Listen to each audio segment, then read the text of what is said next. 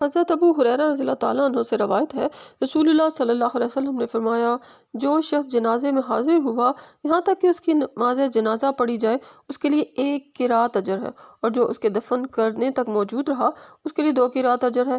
دریافت کیا گیا 2 قرات کی مقدار کیا ہے؟ آپ صلی اللہ علیہ وسلم نے فرمایا 2 بڑے پہاڑوں کی مثل۔ اس میں مسلمانوں کے جنازے میں شرکت کی فضیلت کا بیان ہے۔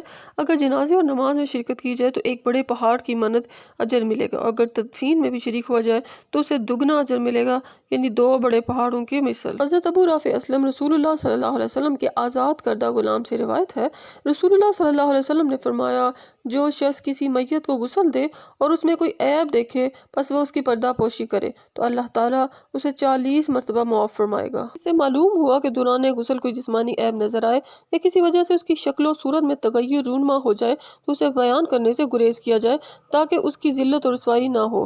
بعض علماء عبرت کے طور پر مسخ شدہ لاش کی بابت بیان کرنے کا جائز قرار دیتے ہیں، تم حدیث میں پردہ ڈالنے کا ہی حکم ہے، اس لیے پردہ پوشی ہی صحیح ہے۔